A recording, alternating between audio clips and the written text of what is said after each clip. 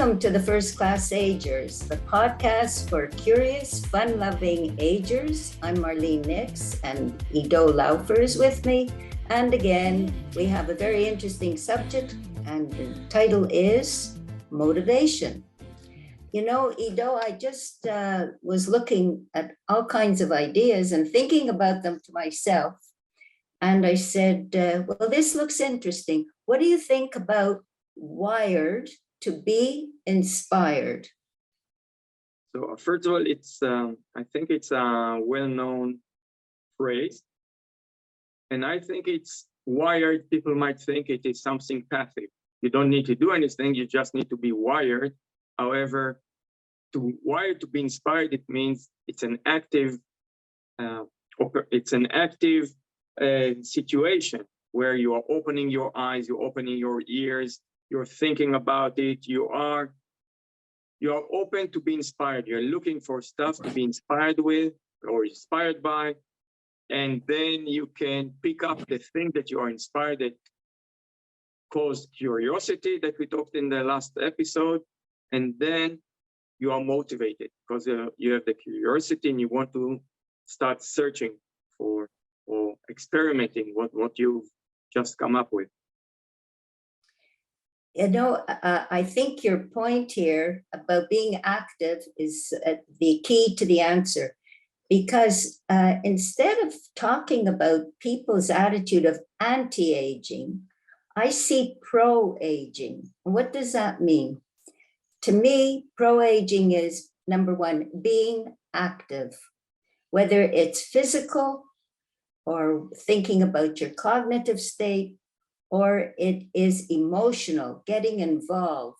And this is also part of curiosity, which we talked about last time.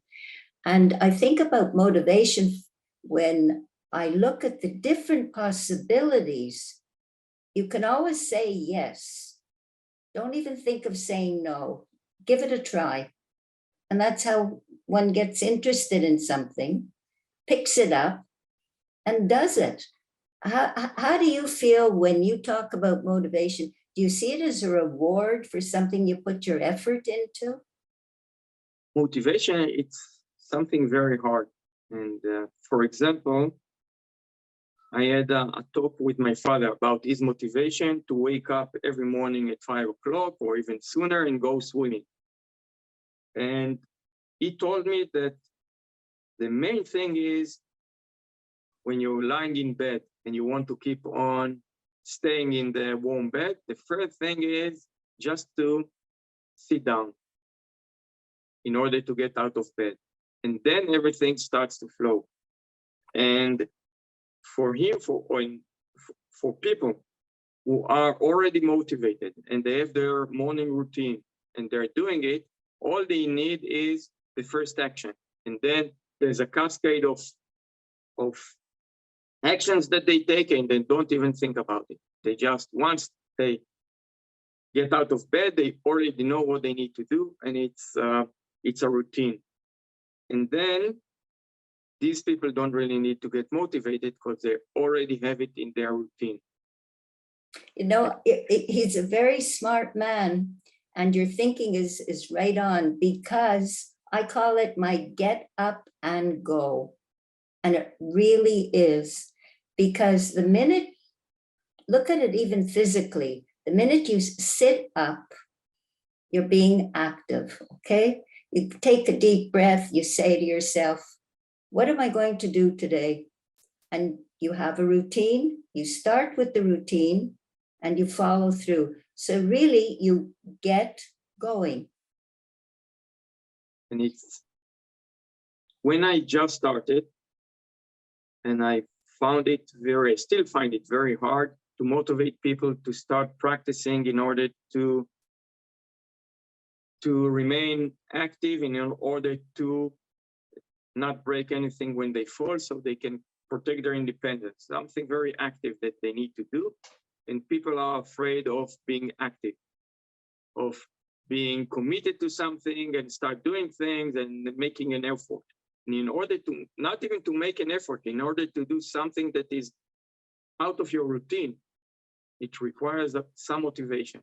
Sometimes it's a lot of motivation, sometimes it's not. And it has to do with resistance. Everybody wants to do something that makes them better, but there's always a resistance. And the resistance is, I tried it and in some sort and it didn't work. And we try to find excuses in order to keep our certainty. We need certainty. And if we are trying something new, we're going to the uncertain. And going to the uncertain is being curious. It's all about being curious. And then this is, it's not the by coincidence that we keep on with now motivation after we talked about curiosity, because it's one after the other, one creates the other. You know, I think of some of the examples of the people you work with and your students' reactions, including mine.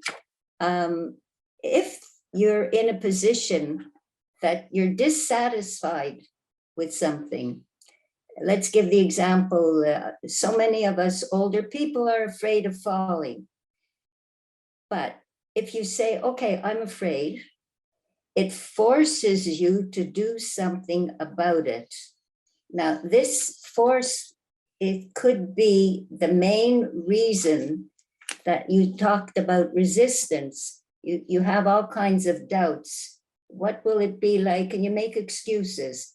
But once you take the first step, and I think in one of your examples at the very beginning, when I started learning with you, and I laughed, I said, isn't that clever? You said, just take 3 minutes.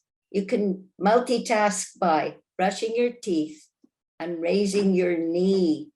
It's so simple as that, because people say, how much time do I have to invest? That's an excuse. And it can be for anything. Will it be difficult? Well, you don't know until you try.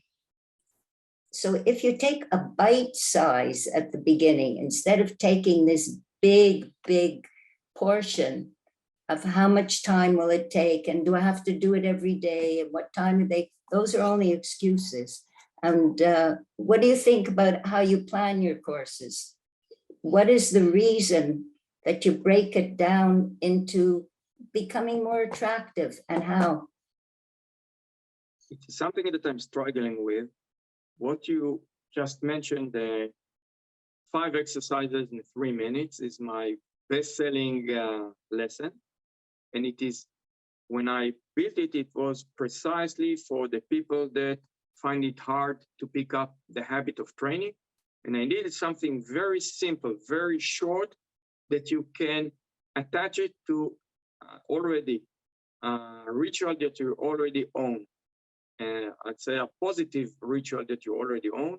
And then if you attach a new habit to a positive habit that you already own, you increase the positivity of the action and your day becomes much better. And this is the whole thinking about the whole thinking behind the 5 exercises in 3 minutes.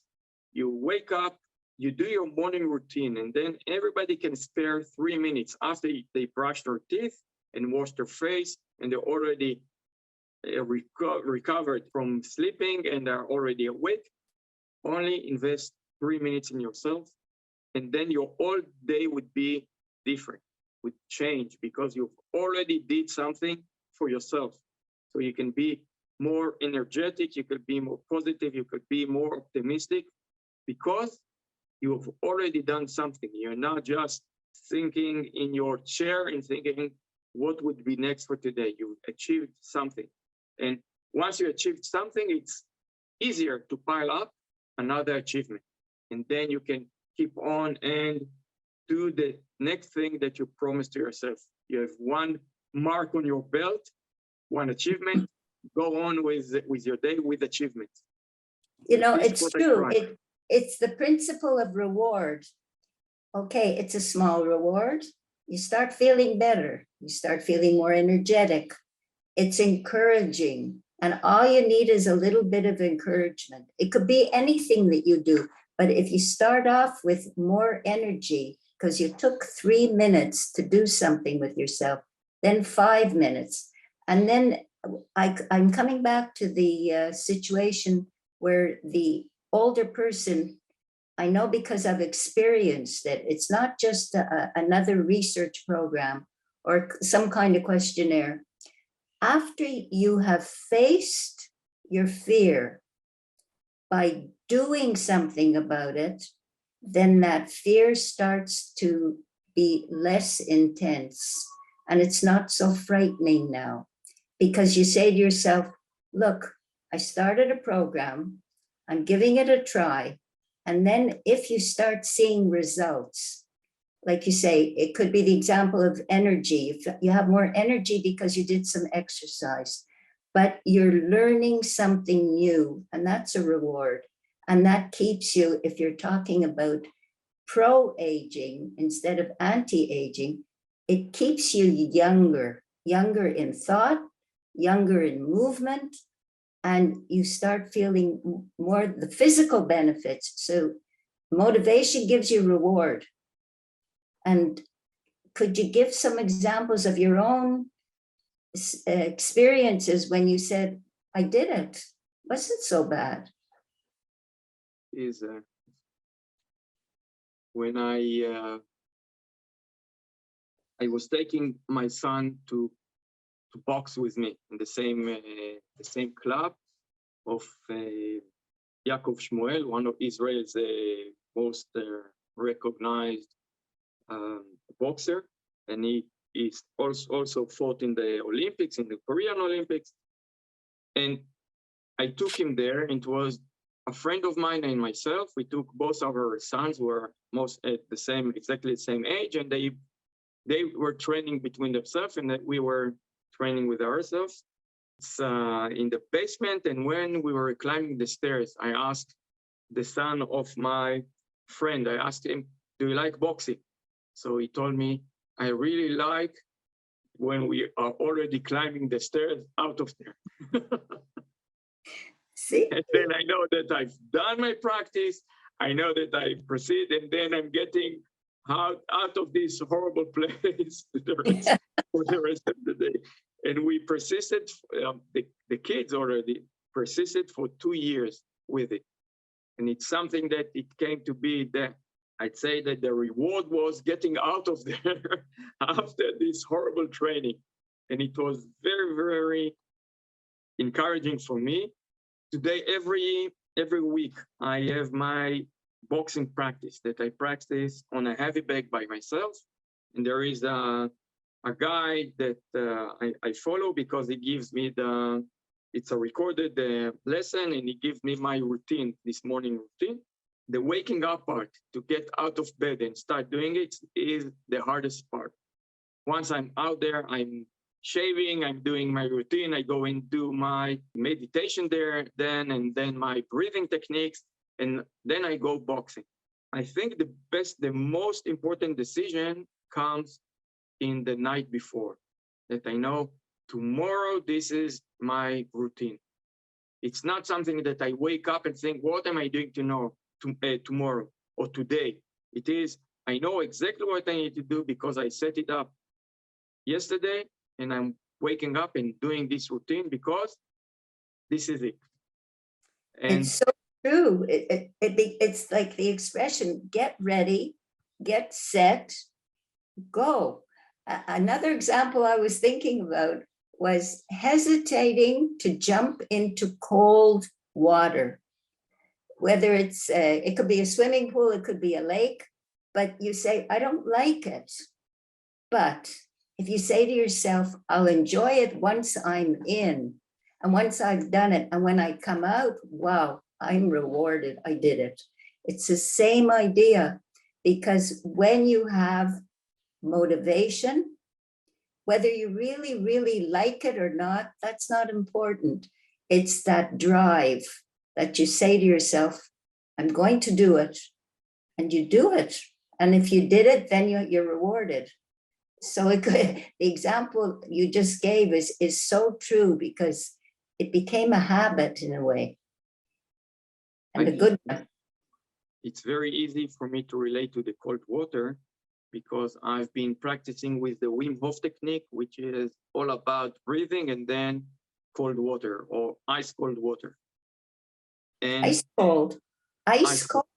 yeah, you pour ice and then you get into it's about 4 degrees or 4 degrees Celsius. I guess it's about 36 Fahrenheit, 30 something, 37 Fahrenheit. So what's amazing about it, and this is what I've heard from Tony Robbins, always he talks about, it's not important what you've been through or the objective occurrence that happened to you, whether it was very good or very bad for you. It has to do with the interpretation that you have for this occurrence. And then once I changed, I used to hate, even be afraid of cold. After I've been in the IDF, in the Israeli Defense Force, I've been to very extreme cold situations and I started to be frightened of cold.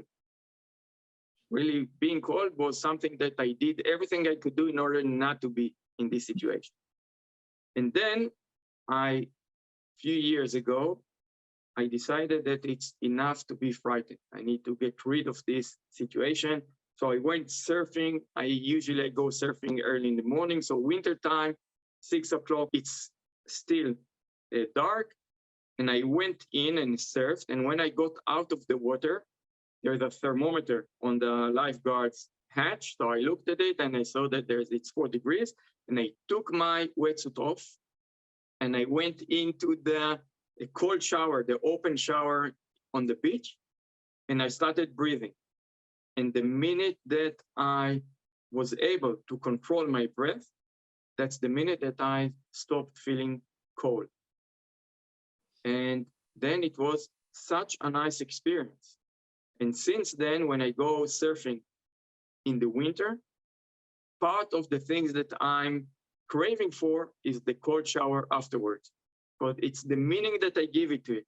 I give it a completely different meaning to what this action does, and say it makes me better. It's after the first shock, it's a nice environment. It's a nice experience to see that the body is not resisting anymore and it's not cold anymore. How does it affect your energy for the rest of the day? You feel the difference? Sure, I did. Beforehand, it took me the whole day to warm up. I would go with turtleneck sweaters and I would shake all the time. Till I got into bed in the evening, I was cold all the time. And the minute I did it, I didn't feel cold anymore. And then it affects my whole way my body can absorb temperature. And temperature gaps, everything changes. My body is much more adaptive to changes, like colds and heat. It is much better. So the motivation for it was, first of all, I must stop being afraid of the cold. I'm not willing to suffer anymore from the cold. I need to do something. So that's the key. Yeah, I need to do something about it. And you know, I think of people, it could be any program, people who want to lose weight, people who want to climb some kind of mountain in figuratively speaking in their life, to reach a new height, or to learn something new, but they're afraid to give it a try, whether it's a sport event or a musical instrument, or to improve their physical balance, for instance, is one of the things that we elderly, most of us, have to deal with. I know I've been trying very recently to be very positive about it and say, you can do something about it. It's difficult, but you will see change. Give yourself time.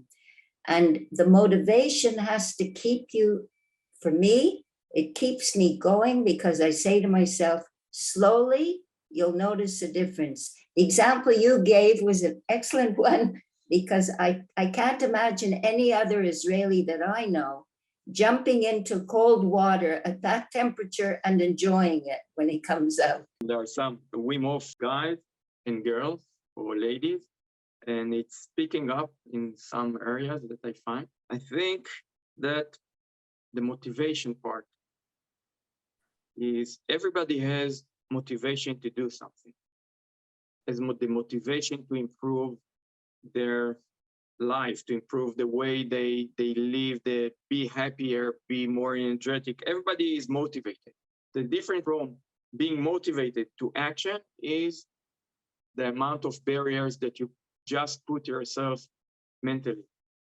It's a way of thinking. Say it's a great thing, but I'm not prepared. But I tried it and failed. But there are many people, there are con people. But recently I did it and didn't help. But I heard somebody that instead of it, if you're motivated, you know that something might help you. I'm not talking about will help you, might help you. Go and try it. And this is, I believe, the most difficult challenge that my students are facing. They know they're about to fall. Why? Because everybody falls. If not today, tomorrow, in a week, in a month, in a year, everybody falls eventually. And they know that it is about to happen. And what do you do with it? So they see my promotion and say, okay, this is a new idea, but I've tried something similar, so it doesn't work. Or it doesn't seem that I can do it. And there are always three objections. First objection is it doesn't work. And then you see the videos of people that are practicing, say, okay, it works. And then the next objection is, okay, it works, but it would not work for me. And then I tell them, yeah, but everybody can do it. It's not about strength, it's not about force, it's just the opposite. It's all about relaxation. And you know that in my classes, all I do is relaxation, no strength. And then say, okay, relaxation, everybody can relax, I can do it. And then they have a third objection, which is, I can't use Zoom, I can't come to those house, I can't operate my computer to get the recorded courses. Always there, or it's too expensive, anything that has to do with an external excuse, and it is all excuses. Perfect, because the word because can change sides. I know it from personal experience, and so do you. The excuse because is the negative one. And you can find 1,000,001 reasons not to do something. But once you try and you say, it becomes positive because I'm trying, and I'm still trying. Maybe it's working. I should give it a chance. I am giving it a chance. So you flip the because from the beginning, hopefully to get to the end and say, because I did it, now I feel better. I feel more energetic, or I feel I have been rewarded because I did something about it. So it can work depending which way you see it, but it's very, very difficult. You need to take the risk, and that's what it is, the risk taking of saying, maybe it will work, but I'll never find out if I don't try it. We're talking about the same thing, which is the moment of after you decide, you say, I'll do it. And then there's a decision on, okay, but when? Exactly. There's a bit of action. You say, okay, I know I need to do it. I need to do it. I'll do it in 10 minutes. I'll do it tomorrow. I'll do it. It doesn't work this way. You decide that you need to do it, act. Otherwise, people are building a motivation, are building their, and they are overcoming all the objections. They are ready. And then they say, I know I need to do it. I'll do it in a few minutes. I'll do it tomorrow. And this is the most, I'd say, the most dangerous part. If you already accumulated the energy, the momentum, the decision, act now. Do it now. Do something now. Commit now before this moment passes. And this is the most important thing. It's a unique moment. You do not waste this moment. You need to act now. Yeah. If you take action, then this motivation becomes the reward. And you can only be rewarded if you do something. And most people, I would imagine that if you speak to people and say, when did you decide to actually do it? It was that critical moment that they took a deep breath and they said, okay, I did it. I committed, I'm motivated, and I'm doing it. It's a very, very, very significant moment, because at that moment you either do it, and there may be frustration at the beginning, but once you succeed, if you look at it positively, I decided finally to do it and I'm doing it. That's the reward, and that's the motivation that keeps you going. It's interesting how motivation and curiosity go together. Motivation and curiosity, and then there's the drive. That drive, you're yeah. curious and you're motivated, but the drive is not strong enough to take the action. So people are living all of their life is, I wish I did something. I wish I could have done. And I think it's a horrible way to live. A horrible way to live. It's because you can either be driven by fear, or you can be driven by hope. You say, I'm taking it because I believe it will help me. There is no guarantee, never. But unless you try it, you will never know if it could help you or it could not. And with that perfect description, I think we have taken motivation to its highest peak. We did it. Great. Bravo. Great. Wonderful, wonderful. Great.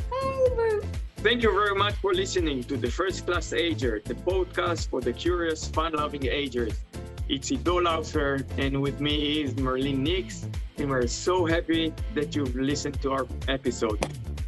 I would like to remind you that we need your help. Please give us thumbs up, share with your friends.